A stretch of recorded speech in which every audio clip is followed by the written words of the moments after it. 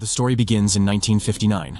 A new school was being inaugurated in the city of Lexington, America. Just before school began, all the children were spending their time playing outside. Meanwhile, a little girl named Lucinda stood quietly, facing the sun.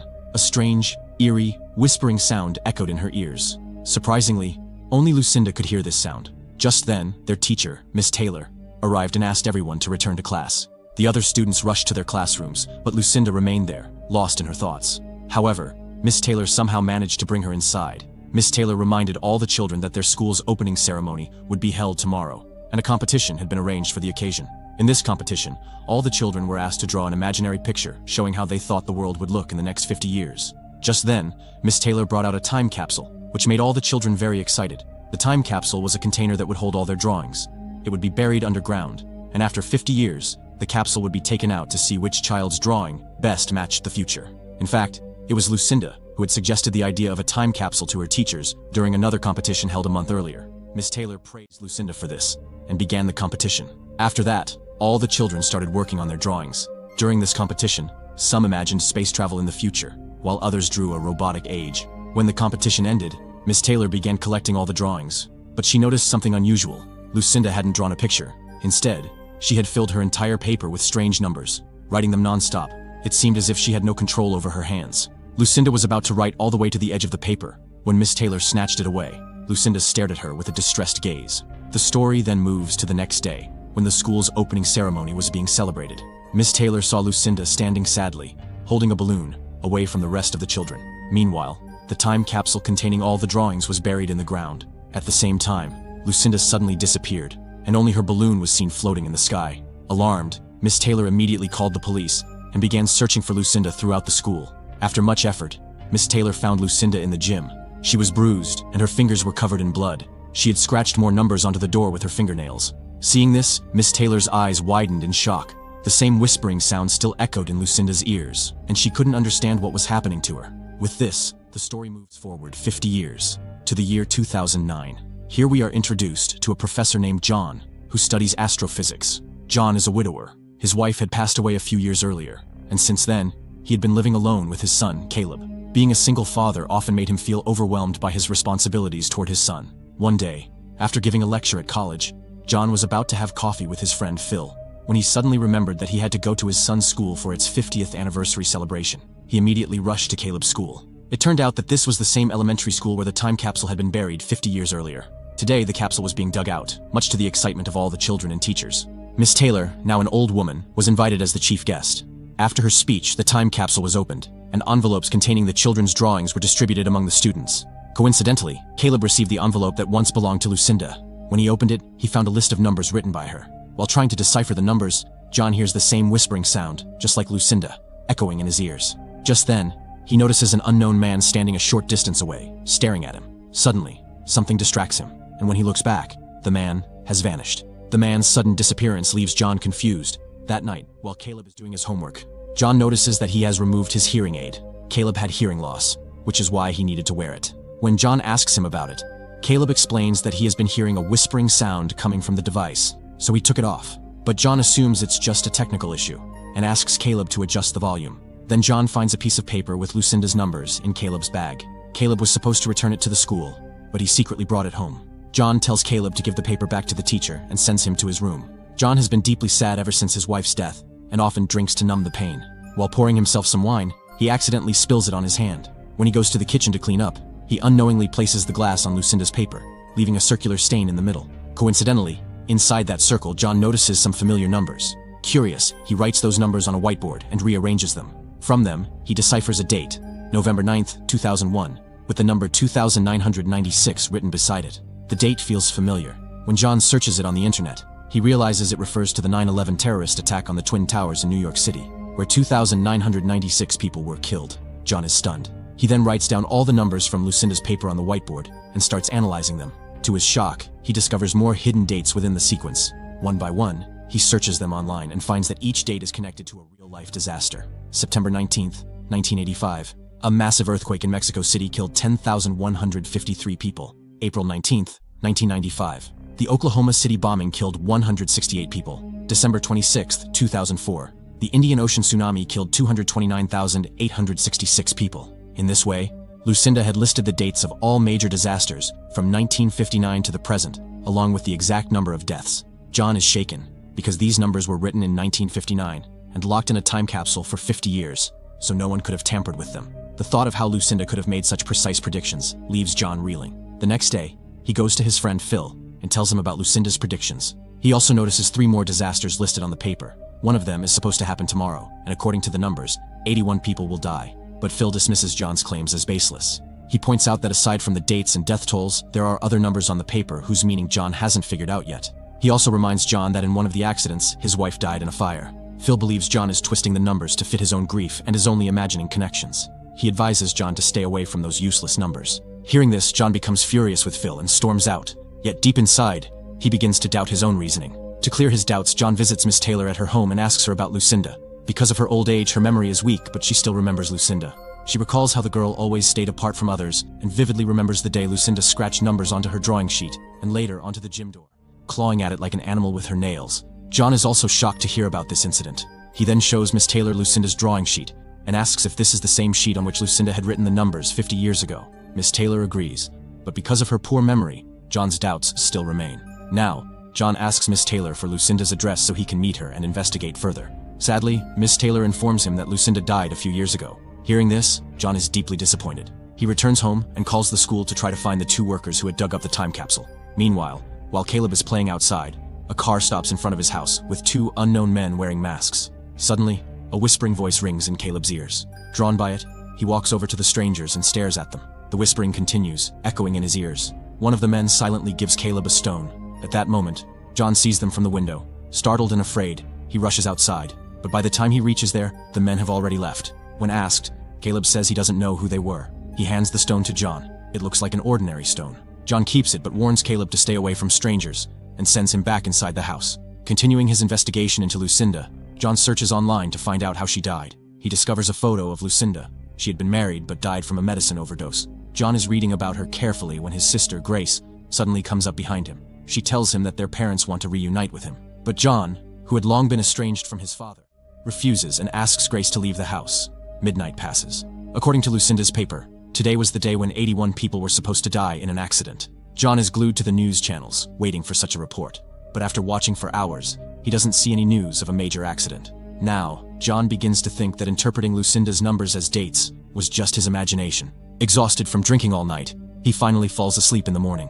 Meanwhile, Caleb calls him from school. Due to heavy rain and stormy weather, the school is closing early, and Caleb asks John to come pick him up. John sets out to get him, but on the way, he gets stuck in a traffic jam caused by an accident. While waiting, John calls Phil to apologize. But then his attention shifts to his car's GPS, which shows his coordinates as latitude 42.41 and longitude 71.20. When he compares these numbers with Lucinda's paper, they match exactly. John realizes the shocking truth. The extra numbers on the paper are not random, but the coordinates of the accident locations. According to the paper, today's disaster was supposed to happen exactly where John is now. He is stunned. Immediately, he gets out of his car to investigate. Up ahead, he sees that an oil tanker has crashed. However, a policeman tells him that no one has been killed. The officer is about to tell John to return to his car when suddenly, his expression changes to fear. He runs away in panic. John quickly turns around, and the sight freezes him in shock. A passenger plane crashes and slams into the ground nearby. In the next moment, John rushes toward the wreckage. Risking his life, he tries to pull out passengers trapped inside. The screams of the people and the horrifying sight of bodies burning in flames shatter his heart. Soon, a rescue team arrives, takes control of the situation, and pulls John away to safety. Later, when John reaches home, he sees Grace has already picked up Caleb from school. His attention then falls on a news report on TV, which claims the plane crash was caused by a solar flare. In fact, when magnetic changes trigger a massive explosion on the sun's surface, it releases a huge amount of electromagnetic radiation into space. At high intensity, this radiation can disrupt Earth's radio communications. In this case, the solar flare caused a malfunction in the plane's navigation system, making it crash and killing exactly 81 people, the same number written on Lucinda's paper. John is left in shock by what just happened. Meanwhile, Phil visits John's house. Though he now believes in the numbers, he still advises John to stay away from these incidents. But John is not willing to back down. Instead, he vows to prevent the upcoming 2 accidents. Late at night, while Caleb was asleep, an unknown man wearing a mask suddenly appeared in his room. Caleb woke up to the sound of footsteps and was horrified to see the figure standing there. The man then gestured for Caleb to look out the window. When Caleb looked outside, he saw a massive forest fire raging in the distance. Flames engulfed the trees, animals were dying, and even his own house was burning in the vision. Terrified, Caleb began screaming. Hearing him, John rushed into the room and found Caleb crying in a corner. At first, John thought his son had just seen a nightmare, but when he looked out the window, he noticed a strange man approaching. Grabbing a baseball bat, John ran toward him to threaten him. However, before John could get close, the man fled into the darkness. After this, John managed to find the address of Lucinda's house. When he arrived there, he saw Lucinda's daughter, Diana, along with her granddaughter, Abby. John followed them to a museum. Inside, he asked Caleb to befriend Abby while he approached Diana. Soon after, he invited Diana out for coffee. Though she was hesitant, Diana agreed. After some small talk, John went straight to the point. He told her that their meeting was not a coincidence and asked about Lucinda and the numbers she had written. But the moment Diana heard her mother's name, she became irritated and walked away. John called after her, saying that according to Lucinda's paper, 170 people would die tomorrow in New York City, and 3 days later, on October 19th, another 33 people would die. He asked her to help him solve this mystery, but Diana refused to stay another moment and left with Abby. Even so, John refused to give up. Back at home, he tracked the location where the next disaster was supposed to occur. At the same time, he heard news of a possible terrorist attack in New York City. This convinced him that the coming disaster was linked to terrorism. He immediately called the FBI, gave them the location, and urged them to secure the area. The next day, John left Caleb at his sister Grace's house for safety and went to the site himself. The location turned out to be a subway station. Police officers were already there, but the area hadn't been fully secured. After a brief argument with a policewoman, John entered the subway to search for the suspect. Soon he spotted a man with something bulky hidden under his clothes. The moment he noticed John, the man ran. Convinced he was a terrorist, John gave chase, and the police quickly followed. Eventually the man boarded a train, but was stopped at a checkpoint where the police ordered him to raise his hands. As he did, a bundle of DVDs fell out from his clothes. He wasn't a terrorist at all, just a thief. John was left confused. If not a bombing, then what disaster could kill 170 people here?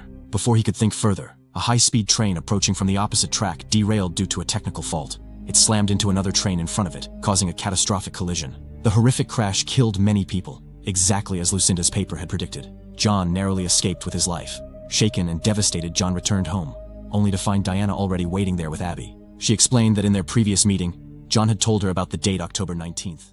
Her mother had once prophesied that Diana would die on that date, and for years she had feared it. After witnessing the train disaster, Diana was now convinced her mother truly had the ability to see the future. She told John that she was certain she would die in the coming accident on October 19th, and because of that, she wanted to stand by him. Together, John and Diana headed to a deserted house, Lucinda's old home. After arriving, they left Caleb and Abby in the car and went inside. Diana looked again at Lucinda's paper and noticed the last number, 33. But then she remembered that her daughter often wrote the capital letter E backwards, making it look like the number 3. Perhaps Lucinda had also written E backwards. If so, then the last message wasn't 33, but EE. But what did EE mean? Hoping to find answers, they searched the house. Diana told John that her father had always thought Lucinda was insane, so he had taken Diana and left. Lucinda used to say she came to this house for a purpose and needed to prepare for something, but Diana never understood what she meant. Lucinda had died when Diana was just 9 years old. While searching, John noticed a wall covered with newspaper articles. Each article described a past disaster.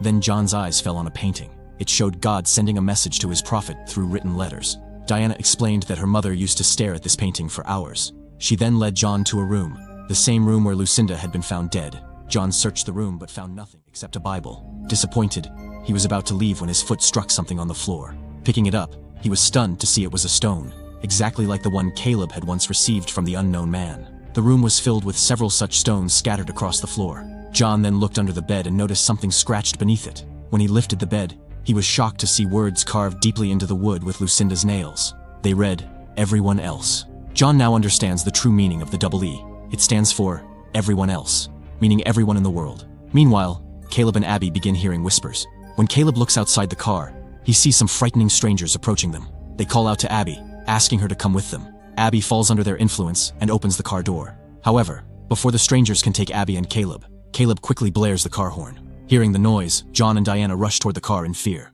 But by then, the strangers have already fled. When John and Diana reach the car, Caleb and Abby tell them that the strangers had come after them again. Then John notices one of the men hiding in the bushes. He tells them to lock the car doors and runs after the man with his gun. The stranger, who had been whispering, stands still, completely unbothered. John points the gun at him and demands to know why they are chasing Caleb and Abby. The man doesn't answer, but the next moment, he opens his mouth, and instead of words, a blinding light shines out, dazzling John for a few moments. When John regains his sight, the man is gone. John then takes everyone back home. The next morning, when John goes to call Abby for breakfast, he finds her coloring a picture. Shockingly, it's the same painting John had seen at Lucinda's house, the one that depicts the Day of Judgment, as mentioned in the Bible. The drawing shows a blazing sun, and John realizes that the next disaster must be related to the sun. John immediately takes everyone to the MIT observatory, where he meets Phil and explains the danger of a solar flare. Until now, all solar flares released by the sun had been blocked by Earth's ozone layer, causing only minor issues like communication failures and power outages. But according to John, this time the sun is about to release a catastrophic explosion, a supersolar flare. It will unleash radiation waves of 100 microteslas, powerful enough to burn and destroy the Earth itself. The super flare would even wipe out all the planets in our solar system. At that moment, John notices the sunlight pouring through the window, unusually bright and hot, even in the middle of winter. This, too, is proof of the approaching solar flare. Meanwhile, Diana overhears John's conversation, saddened by the thought that her daughter will also perish in the disaster. She tells John about a cave where they could hide to escape death. Although John knows that no one on Earth can survive this catastrophe, he agrees to go with her to the cave just to give her some hope. They return home, and John quickly tells everyone to pack their belongings. Hearing this, Caleb goes to his room, but soon he hears the same whispering voices again. He loses control and begins writing numbers on a piece of paper, just like Lucinda used to. When John enters the room, he sees Caleb scribbling numbers and immediately snatches the paper and pen from him. But Caleb doesn't stop. He begins scratching numbers into the table with his nails. John shakes him to bring him back to his senses. When John looks at the numbers etched on the table, he remembers Miss Taylor's story. How 50 years ago, Lucinda had carved similar numbers onto the school's gym door. A spark of hope lights up in John's mind. He thinks Lucinda must have written the location of a safe place there. So instead of going to the cave with Diana and the children, John heads straight to the school. Inside the school, he removes the old gym door and brings it home. However, years of paint have nearly erased the numbers. John scrapes the surface of the door, and at last, manages to uncover the faded numbers. But by then, Diana loses patience. She takes Caleb and Abby and leaves for the cave without John. John rushes after her, but she is already far ahead. To make matters worse, Diana's phone has no signal, so she can't even share her location with him. Meanwhile, when Diana stops at a gas station to refuel, an emergency broadcast plays on TV. The president warns the citizens about the incoming solar flare and advises everyone to take shelter underground. Panic quickly spreads across the entire country. Meanwhile, Caleb calls John from a public phone booth. Diana arrives and sends him back to the car. She tells John their location and urges him to come quickly so they can head to the cave she mentioned. However, John stops her, saying no cave can keep them safe. He explains that he found the location of Lucinda's house from the door, and he believes something at Lucinda's house might protect them from the solar flare. So, John tells her to take the children there, but Diana refuses to believe this theory. They argue on the phone. Suddenly, Diana notices a stone on top of the phone booth, exactly like the stones John and she had found at Lucinda's house. When she turns around, she sees strangers kidnapping Abby and Caleb and taking them away. Horrified, Diana jumps into her car and speeds after them, but while chasing at full speed, she collides with a truck and is severely injured. Meanwhile, John arrives at the gas station and searches for Diana's car. After asking around, he reaches the accident site and finds Diana fighting for her life in an ambulance. The doctors try desperately to save her, but she dies there. A nurse informs John that Diana passed away on October 19th at exactly 12 o'clock midnight. Lucinda's prophecy about her daughter had come true. Later, as John mourns over Diana's body, he notices the same stone in her hand. He realizes the strangers have taken Caleb and Abby. Determined, John grabs his pistol and heads straight to Lucinda's house. When he arrives, he sees tire marks leading into the bushes. Following them, John discovers piles of the same strange stones scattered there. As he moves further, John comes across one of the strangers standing silently. He points his gun at him and demands to know where the children are. Just then, Caleb and Abby appear, holding a rabbit. They tell John that the people who took them aren't bad.